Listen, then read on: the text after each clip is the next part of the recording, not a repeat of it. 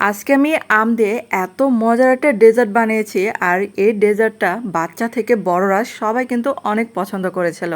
আসসালামু আলাইকুম সবাইকে। আর এই ডেজার্টটা বানাতেও কিন্তু কম সময় লাগে। এখানে 1 কাপ সাবুদানা আমি ধুয়ে রেখেছিলাম, আর এটাকে এখন এই যে আমি সিদ্ধ করে নেব। তার জন্য এখানে পরিমাণ মতো পানি দিলাম। আর আপনারা চাইলে এটা সিদ্ধ নাও করতে পারেন, কিন্তু সাবুদানাটা একটু কম নিলেই হবে। কারণ হচ্ছে না হলে সাবুদানাটা কিন্তু বেশি ঘন হয়ে যেতে পারে। তার জন্য এখানে আমি 2টা বলক বা 3টা বলক উঠলে নামিয়ে ফেলবো। আর এটা দেখেন মানে 2 মিনিট পরে এরকম মানে সিদ্ধ হয়েছে। এটা কিন্তু বেশি সিদ্ধ করব না আমি। আর এটা কিন্তু এখন নামিয়ে ফেলবো আর ছাঁকনি দিয়ে ছেঁকে নেব। তারপর এখানে যে কড়াইতে আমি যে 1 লিটারের মতো দুধ, এখানে জাল করা দুধটা নিয়েছি। তারপর এখানে দুধের সরটাও দিলাম। আর এখানে আমি হাফ কাপ দিয়ে দিলাম গুঁড়া দুধ। আর এটা দেওয়াতে মানে স্বাদটা আর দ্বিগুণ হয়ে গেছিলো। তারপরে দুধটা কিন্তু কুসুম গরম অবস্থায় ছিল, তো আমি যে দুধটা চুলা বন্ধ অবস্থায় মিশিয়ে নিলাম। আর এখানে যে হাফ কাপের মতো চিনি দিয়ে দিলাম। চিনিটা আপনাদের মানে টেস্ট অনুযায়ী দিবেন। তারপর এখানে স্বাদ মতো লবণ দিলাম। এখন এই যে চুলার জালটা জ্বালিয়ে দিলাম, আর এই যে অনবরত নাড়ছি আমি। আর এই দুধটা যেহেতু জাল করা ছিল, তার জন্য এখানে বলক আসলে আমি যে সাবুদানাগুলো দিয়ে দেব। তো দুধটা যখন বলক উঠেছে, এখন এই যে সাবুদানাগুলো আমি দিয়ে দিচ্ছি।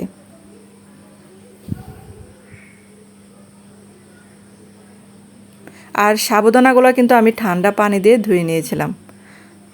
আর এই যে দেখেন এখন এই যে মিশিয়ে নিচ্ছে এই দুধের সাথে। আর এটা জাল করতে করতে কিন্তু একটু ঘন হয়ে যাবে, বেশি সময় লাগবে না। 2 মিনিটের বা 3 মিনিটের মতো লাগবে, এটা মানে ঘন হয়ে আসবে। আর এই যে এটা দেখেন, এই যে এই অবস্থায় কিন্তু নামিয়ে ফেলতে হবে, কারণ হচ্ছে এটা ঠান্ডা হলে কিন্তু অনেক ঘন হয়ে আসবে। তো এই পর্যায়ে আমি চুলাটা কিন্তু বন্ধ করে দেব। আর এটা ঠান্ডা হতে দেব আমি ফ্যানের বাতাসে, তারপর কিন্তু ফ্রিজে রাখবো। আর এখন যে আমাদের আবার গাছ পাকা আমরুপালি আম, সেটা দিয়ে দেব। একদম ফরমালিন মুক্ত আম।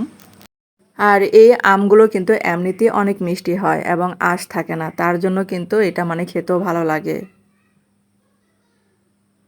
তো আমগুলো দেখেন আমি কিভাবে কেটে নিলাম, খুব সহজে কেটে নিলাম আর কি। আর যারা আমার চ্যানেলে আজ নতুন ভিডিও দেখছেন কিন্তু চ্যানেলটাকে সাবস্ক্রাইব করতে ভুলে গেছেন, তাদের কাছে অনুরোধ রইল চ্যানেলটাকে সাবস্ক্রাইব করে আমার পাশে থাকবেন।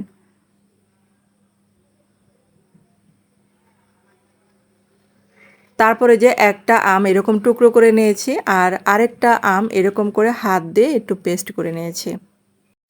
আর এই যে সাবুদানাগুলো কিন্তু ফ্রিজ থেকে নামালাম, আর এই যে দেখেন অনেকটা কিন্তু ঘন হয়ে আসছে। তারপরে যে আমের যে পিউরি করে রেখেছিলাম সেটা দিয়ে দিব।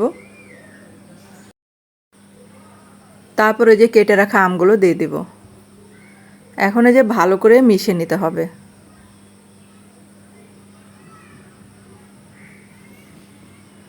আর এখন এই যে জাল করা দুধ আরেকটু অ্যাড করব এখানে। এখন এই যে সবগুলোই উপকরণ ভালো করে মিশিয়ে নিতে হবে, তাহলে দেখেন হয়ে গেল এই আমের ডেজার্টটা। আর এই আমের ডেজার্টটা যে এত মজার হবে তো আমি কিন্তু কখনোই বানাই নাই, আজকে প্রথম বানালাম। আর এত মজার হয়েছিল, তো বাচ্চারা কিন্তু একবার খেয়ে আবার খেতে চেয়েছিল, এত মজার এই রেসিপিটা। তো আম থাকতে থাকতে অবশ্যই বাসায় বানিয়ে দেবেন। ধন্যবাদ সবাইকে ভিডিওটা দেখার জন্য।